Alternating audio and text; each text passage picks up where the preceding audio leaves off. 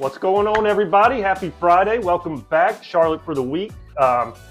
Changing it up a little bit this week. Obviously, it's been a little bit of a rough patch. We've documented on the show, so I had to change up. We're going full regalia this week, right? Going with the scarf here, going backwards hat. Even went commando here. No, just kidding. I can't show you guys that. But we are going to change it up a little bit. Just got to get the vibes going, right? So we'll jump into it, though. Gabbi, it's Friday. It's recap time. Charlotte loses again. What you got? I mean, you saw the game against Philly. You really do always, not always, but most of the time when we're on the road, I feel like you're always like guessing the inverse of what it, is. We've been very good at getting the score right. Not that it's hard in soccer, there's not too many goals, but yeah, we are very good at getting the score right. Just like other way Just with the wrong team. But yeah, so Philly 2, Charlotte 1.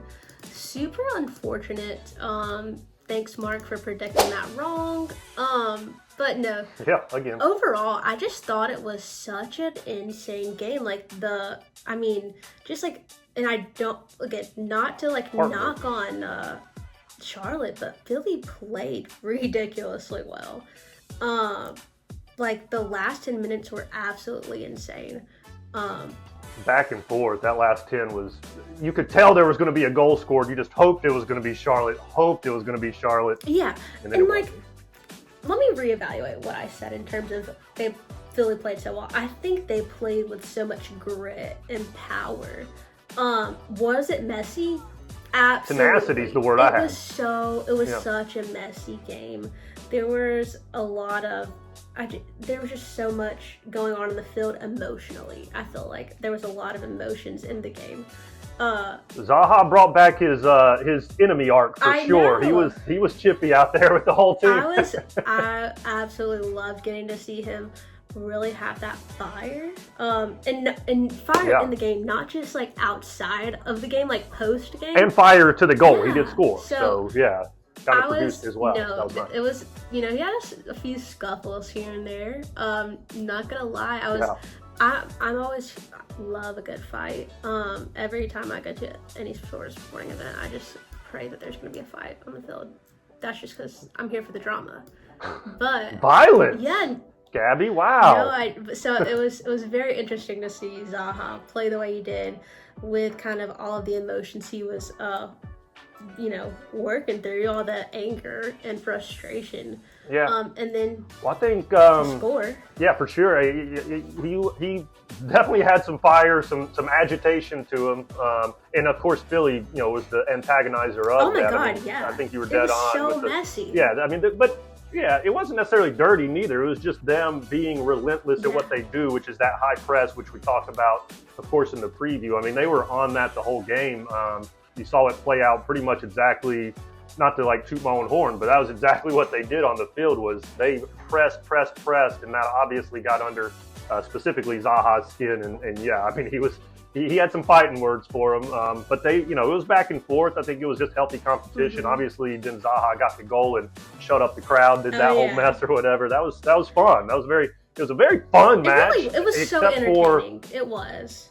Yeah, but then that just made it that much more heartbreaking. I mean, obviously, just to kind of get into some of the details of the game, Bingham got the start. David Bingham got the start again at goal, second game in a row over Kalina. For what it's worth, and had a good game in my opinion. Yeah. He had a really good stop around the 75th minute. I don't know that Kalina would have made it. No offense, that was a very, very good save that he made at that point. But he played fine. Like I said, Philly did what they did. The key players that were out, it was on both sides though, right? But I thought I'm going to be biased, but I think missing Ajiman in this game was huge.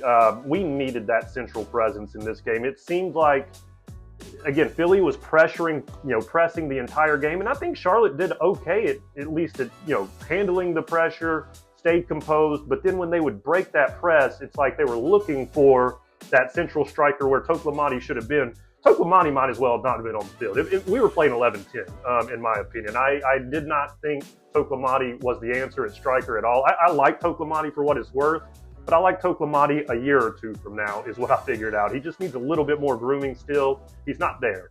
And so my biggest pet peeve of the game, once again, was not putting Zaha as a striker. It screams him playing striker when Ajaman's not in the game. Obviously, if we have Ajaman, I'm okay with, Zaha staying on the wing and then just coming in centrally when it makes sense. But in this game, Toklamani's just not going to be the answer. Mm-hmm. And they didn't have that answer up top. Again, I thought game-wise, they moved the ball well. They played fine. They played well enough to win the game, in my opinion. But you go look at the stats at the end of the game, we only had 2 shots on target the entire game compared to their 9, right? They had twice as many expected goals. And really, it wasn't because of the play in between the goals. It was, in my opinion, just missing that top outlet that they needed. It was like they get the ball out to Zaha. Now he's got 2 defenders coming at him, and he's sitting on the sideline with the third defender, and they couldn't get to that final third possession. So that was obviously awful. And then what can you say about the 2 goals? If nothing else, it's not like we created or had mental errors for these goals. I know that was a big problem in the month of May, where we were just conceding goals because we weren't switched on. I felt like both of Philly's goals, the first one, the ball just, kind of ricocheted out to the guy, and the guy had a hell of a strike. I don't know what you're going to do about that on defense. He hammered that into the goal. And then, that last goal, literally the last kick of the game. They, kind of cross it in, and, their player missed the ball. And I think our players, thought he was going to hit it, and they couldn't react in time. And then, of course, they knock it in on there in the scramble, and game over, we don't win. So it's, that's soccer at the end of the day. But like I said, I think they set up fine, other than, again, having Zaha on the side, move him centrally if Ajaman's not in. And by the way, Ajaman's not going to play this week neither, I assume, because obviously the U.S. is still, going on in the Gold Cup. So perfect opportunity, in my opinion. We'll talk more about that in the preview, but let's get Zaha central, for God's sakes. If Toklamani's the only other answer there, that ain't the answer. Move Zaha to the middle. I agree. Get Bada and Vargas on either wing and play that way. I actually really like your kind of thought with putting Zaha at the striker, Abada and Vargas. I'd love to see what that looks like at the same time on the field, especially with Zaha's bit of rage that he gets every now and then, just to see kind of that a bit. just a bit. Maybe he could bring a bit more, but no, I'd love to see what that looks like. And again, do not mean this in a bad way, but I want to go back to David Bingham. I completely agree with you. I think he played a phenomenal game. Yeah, we got scored on twice, but that last goal truly just was unfortunate for us. And I also want to touch on that Philly player as well.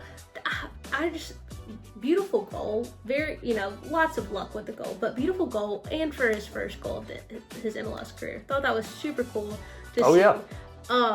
So just wanted to point it was just, I love a good story. I do know what you mean. The game was entertaining overall. Was it unfortunate that we lost? Yes. But I will, that has probably been one of the most entertaining road games for me to watch. I just thought lots of high intensity, and it's not something that we normally see from Charlotte, where it's super intense throughout, the entire game on all sides of the field, whether we're, pushing down the field offensively, or whether we're, kind of tucked back into the goal and we're really stacked on our defensive side of things. So it was cool to see Charlotte be very aggressive and very intense throughout the entire game. So. Yeah, I don't think you can question, like I said, the mental aptitude of the game. They were there. They were turned on. They were ready to play, but they just, like I said, literally a goal in the last minute of the first half, and then a goal literally with the last kick of the game, and that spells 0 points for Charlotte, unfortunately. So, is what it is. But, got to move on, though. It is what it is. Like I said, on to the next, and I guess also for us, on to the next segment. Let's get into, I guess, we move into news for the week next. Yeah, so just a little Charlotte news for the week for you guys. So they have announced, obviously, jersey sales kind of have come in, I guess, through the midseason report. And guess what? Charlotte had 3 players in the top 12 for jersey sales this year. So good job, everybody out there in Charlotte land buying all the jerseys. It was Zaha was sitting at 7th. Patrick Ajaman was sitting at 9th, and then Westwood was at 11th. I was surprised not to see Biel on the list. I assume maybe just because he's a lone player. Yeah. I don't know, but yeah, 3 players in the top 12 for Charlotte. I think that I didn't actually go back and count, but I think that was the most players in the top 12. So good job, everybody, going and buying those jerseys. I know I helped. So that jersey right here, right? So so good to see that. I don't know if this is actually news, but I put it in for the news because the news is that there is no news. It's still what's going on today. So it is what's going on. So we are currently at the point in the season where you're going to see a lot of what we call transfer rumors, players coming in, players leaving, because obviously the European season just ended a couple weeks back, and so they're in their off season and they're getting all of their new players for the next season, and so obviously the MLS. One of the issues with the MLS being, the season is different than the rest of the world. We have to kind of adapt to that, and kind of if players are getting traded right now, then we need to be involved in that, right? So I fully anticipate seeing some moves from Charlotte, and so there was a tweet that came out on either Monday or Tuesday. I can't remember which day. I think it was yesterday, Tuesday. No, it was Monday. But yeah, they tweeted this rain cloud, and if that didn't send me into a Reddit wormhole for the next 2.5 hours, just trying to figure out which player we were going to sign, as it turns out, probably just means we're releasing a third kit, which is the other part of the news. So kind of a two-parter here for you. Sounds like Charlotte will be releasing a kit that is supposed to be paying homage to the Carolina Lightning, a former professional soccer club in Charlotte back in the 80s. So I think that's all it was, unfortunately. I spent way too much time looking at who we were going to sign or who we weren't, whatever was going to happen. And as it turned out, it was much ado about nothing. But hey, or maybe it wasn't. We don't know. But that seems to be the case. I mean, we'll see. Hopefully they come out with kind of a little bit more info for you. So you don't have to go down these Reddit. Yeah, hopefully the jerseys are fire, if nothing else, or I should say lightning, right? If nothing else. I don't know if that's the term the kids are using nowadays. What are they using? I don't know. I don't think it's lightning. Well, I know it's not lightning, but it was whatever. It was a play. I said fire first. Hey, they are. I think they're still saying fire. As the 4 girls would say, aura. Aura. Okay, aura. These jerseys are going to be aura. I don't know if that's how you use it, but we'll ask them. We'll get it figured out. Yeah.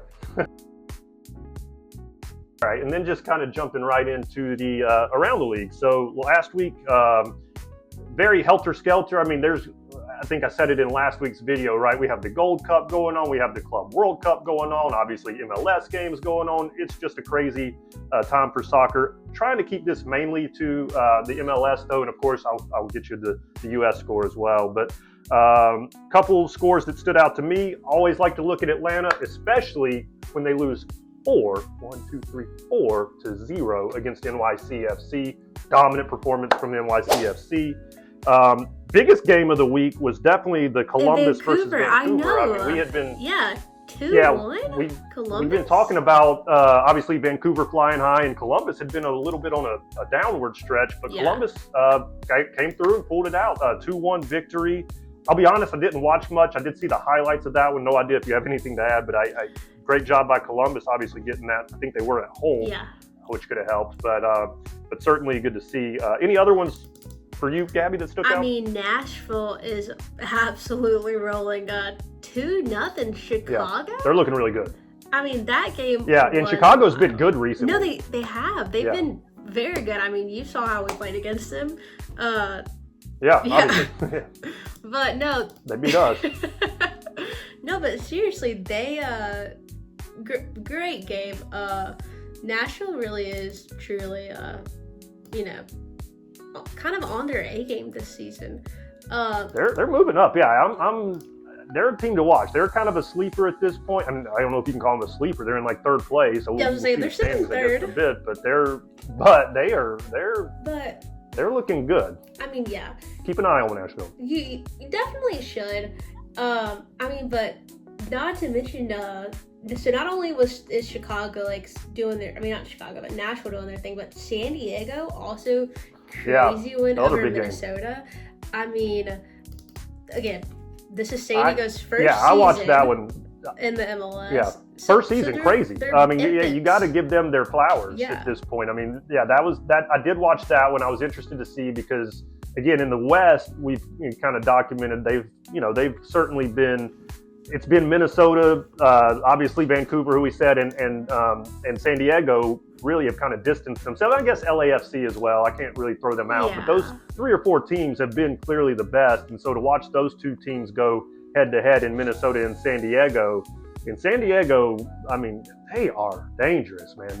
I mean, like I said, this Andres Dryers guy, that was one of the better performances I've seen from any player in the MLS this season in that game. So yeah, shout out San Diego. Glad we were able to beat them. We need that team back. But yeah, I will give us. Dang, we beat the crap out of them. Yeah. I don't know. Anyway, but yeah, shout out them out. And then I think that's the only scores that we really had that were bigger games. Obviously, you can see the rest of them here on the side. But did want to touch on the Gold Cup as well. So the USA did play their first match of the Gold Cup. They won it 5-0 against Trinidad and Tobago. Trinidad and Tobago, you hear 5-0 and think USA played well. Don't get too excited. Trinidad and Tobago looked poor. So it was not anything that the US did great, in my opinion. Shout out Big Pat. He did score a goal. Don't go watch that goal, though. He had about 1% to do with it. 99% was Diego Luna. It just kind of hit Big Pat in the foot, and goal for Big Pat. Like they say, they don't say how, or they don't ask you how, they ask you how many goals. He did get a goal, so. But like I said, he didn't have a lot to do with it. But yeah, shout out the U.S. Yeah, obviously opening the Gold Cup with a victory. Hopefully they can ride that momentum into the next game. Yeah. And we'll roll that momentum right into the standings. How'd you like that segue? That was pretty good. We'll start here with the West, of course. So the game you just mentioned, obviously San Diego. Look at them in second place. I mean, wow. They're trailing Vancouver. They're only down by what, 2 goals? Hey, that's what I'm saying. 2 points. Objects are closer in the mirror now all of a sudden for Vancouver. Yeah, has there ever been a team in the MLS that's like out the gate like as good as they are, like on their I don't know. Season, I know that St. Louis team randomly a couple years ago was pretty good as well. I can't remember where they finished. But they started out kind of hot. I hate to mention them, but I know Atlanta way back when they started, they came in pretty well. But certainly, I don't think vying for a regular season title like San Diego is right now. I mean, again, I'm not really sure how attainable that regular season title is for San Diego, but they've got a great shot, and again, they're right there to be for it to be their first season in the MLS. And I think if we throw back to our preview video with San Diego, I want to say that they've got the youngest team in the MLS. I can't remember. You might be right on that. Because I think it's ironic that I'd have to go back and look, but I think theirs is the youngest team, and Charlotte's is the oldest. I remember saying Charlotte was the oldest at the time. I couldn't remember if it was that game or the San Jose game. I think it was one of those maybe two. Maybe it's San Jose, but even then, they're infants in the world of MLS. Is their first season, but they're sitting in second, only 2 points up under Vancouver. Incredible first season for them. Absolutely. I mean, what else on the West? I mean, not to mention, LAFC making their climb a little bit, I guess. They're sitting in fifth. They're in good form. Yeah. I mean. Yeah, so them in Seattle, obviously, it's going to be interesting to see because they basically, they're just not going to play games in the MLS for the next 2 or 3 weeks while they're playing in the Club World Cup over here. I know. So they're going to get a little behind, and it'll be interesting to see if they get their minds a little bit going, because the competition they're going to be playing in that league is going to be, we'll just say, a step or two above what we're playing in the MLS, right? I mean, they're going to be, I watched the game the other day. LAFC played Chelsea on, Monday or Tuesday, and honestly played well. They lost to Chelsea, which you would expect, 2-0. Yeah. But I mean, they played well. But it will be interesting to see how both them and Seattle, who are, they're sitting right there, 5th, 6th, how do they react after coming back from the Club World Cup and having to make up some of these games will be kind of an interesting follow. Oh, yeah. I'd like to see how that pans out for sure. for them. Absolutely. And then really regret asking this, but I guess go ahead and put the standings up for the East as well. Now we'll go through the East reluctantly. I mean, I guess I'll start with Charlotte way down there at where you see the line at 9th, literally the last place of the playoffs right now. Very, very dangerous territory is what I would say for Charlotte. So, but hey, again, we changed the momentum. We're wearing the scarf. We're going backwards hat. This is a rally cap, by the way. We're going to see a second half surge from the Charlotte FC crown. I promise you that. We got a much easier schedule in the second half. A lot more home games as well, thank God. I mean, I feel like we've played hardly any at home in the last 2 months. And so once July hits, then we'll start to get our fair share of turnaround. I think we'll be good after July. I really do. Yeah. I think get us to July. Yeah. And did you see the bottle of bourbon that I got from Charlotte FC? Did I show you that? Maybe we'll crack it open. Not, but we're gonna have to put that on the screen for sure. Yeah. Yeah, I'll have to find a picture of it. Okay. Yeah. Post it. But yeah, I'll show you that later.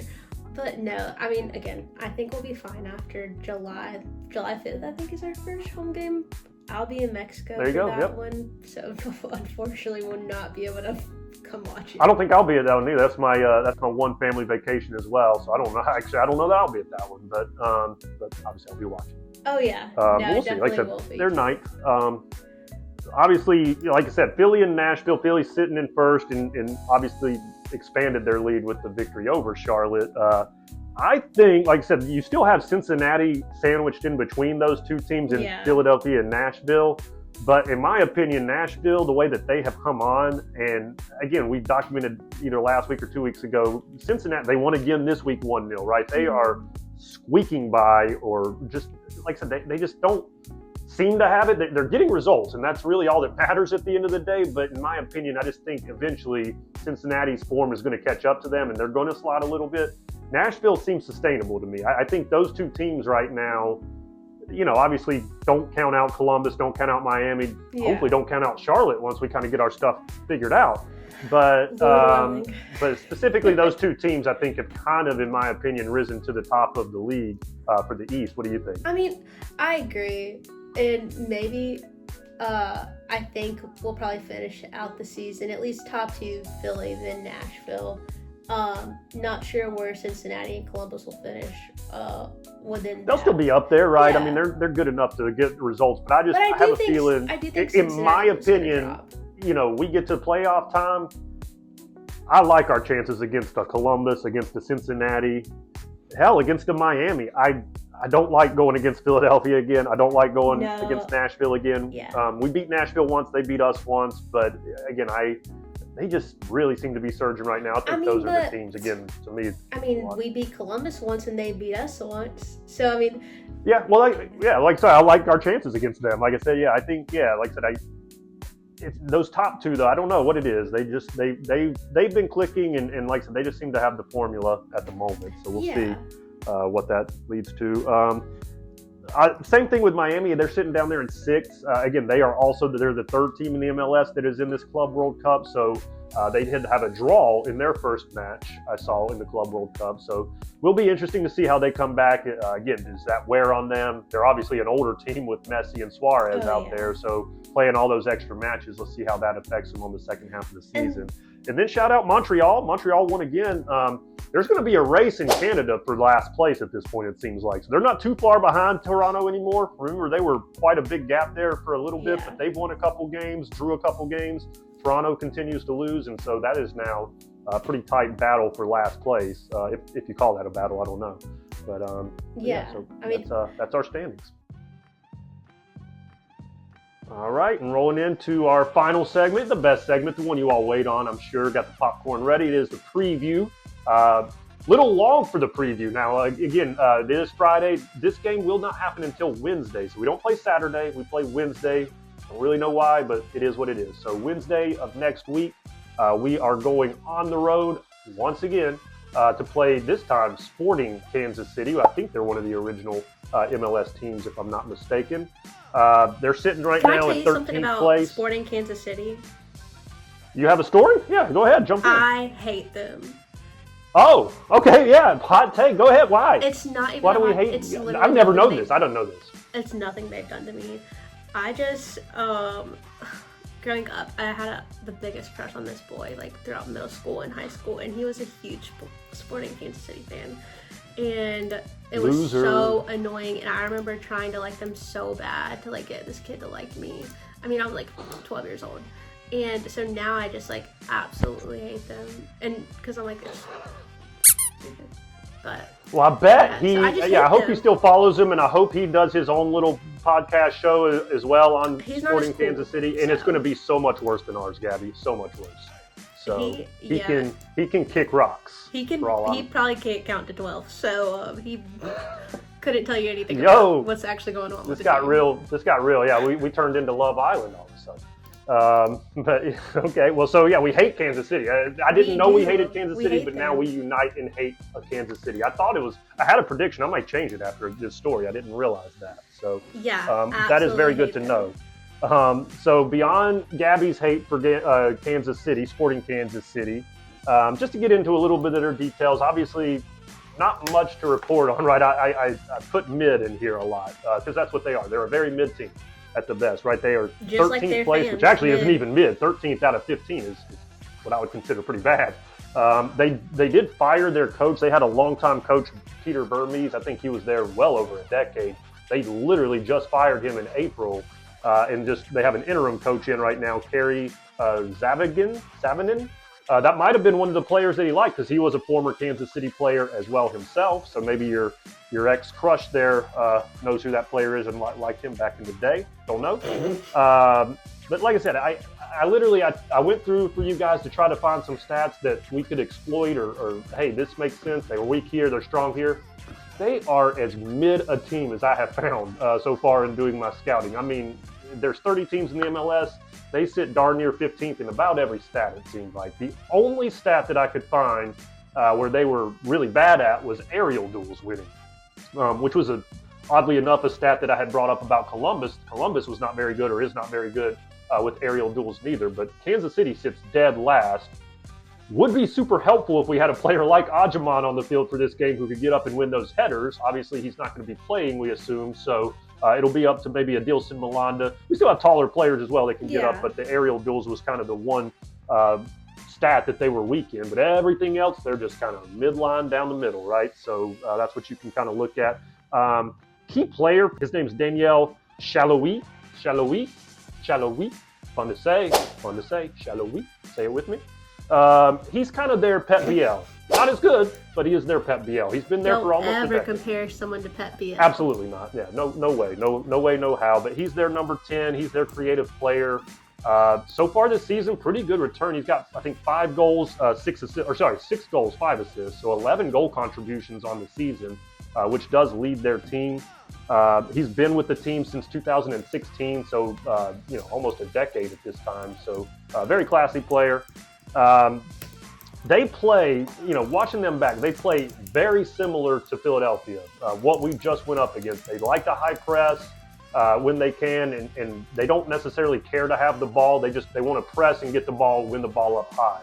The thing is, they're just not as good as Philly at doing that, right? So that's the thing that we just need to be able to – I thought we handled Philly's press fine. If that's the case, I think that, if we can go to a different sport, think about baseball, and when baseball players have the donut on their bat and they swing it for a little bit just to get used to the swing, and then they take it off and they can swing really fast.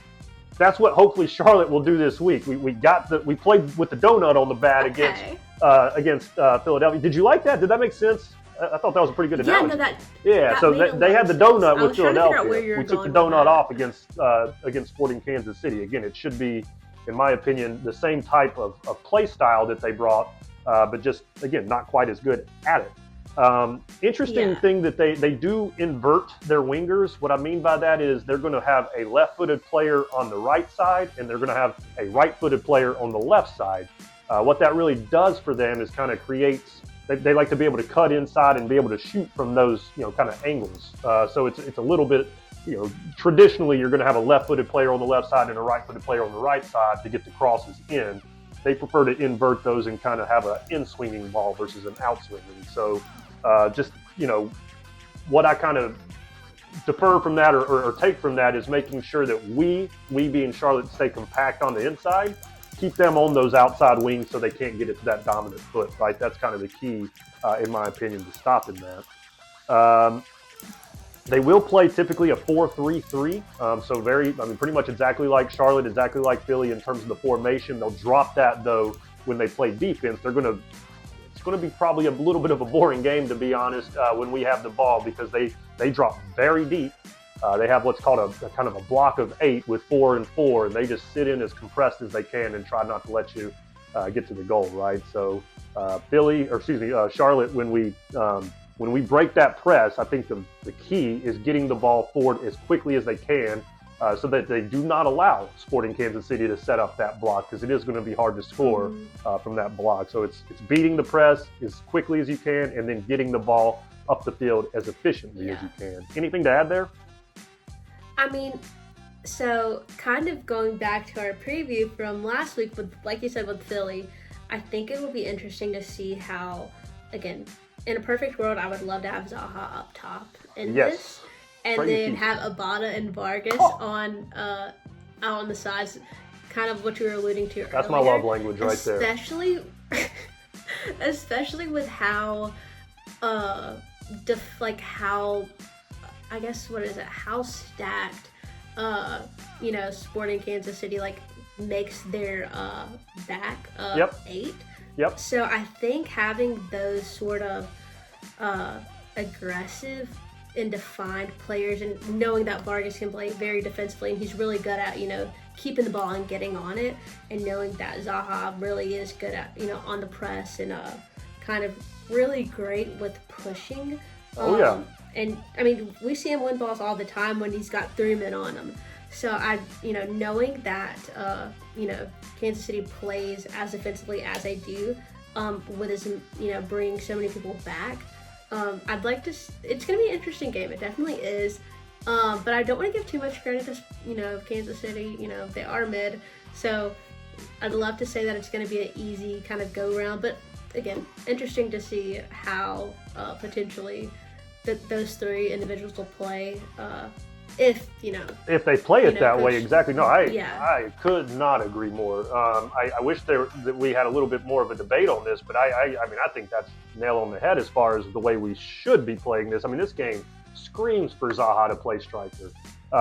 Take that defender called the sideline away, put him in the middle of the field, give him that outlet. I mean, we saw the passes that he made, to Ajiman in the game previous to Ajiman going to the U.S. team, where, I mean, he's, you can break that press, get it to him in the middle of the field. He's going to turn, and he's either going to beat that defender, or he's going to find, Vargas and Abada going to the sides and make the pass, right? I just think it is the perfect play in this situation to get him into the center of the pitch, be that striker, be that outlet that we can rely on, because, again, I think he will make the quickest decisions for us. And, again, I think that's the way that we beat this team. We're not going to beat this team by just beating the press and then holding the ball around the midfield line, passing it around. They're going to be compressed. They're going to be hard to score on doing that. So it's beat the press, go immediately, get that goal.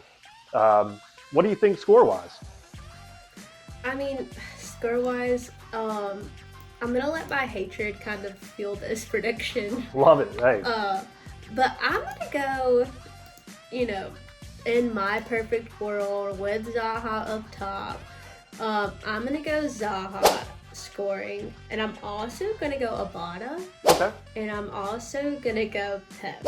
Okay, 3. So, the 3. That's what I'm going to go. And so, obviously, 3-0, because I'm a big hater of Kansas City. We all are now. They're not getting anything. Yeah, every one of you are, for sure. But no, they're not getting scored on, or we're not going to get scored on.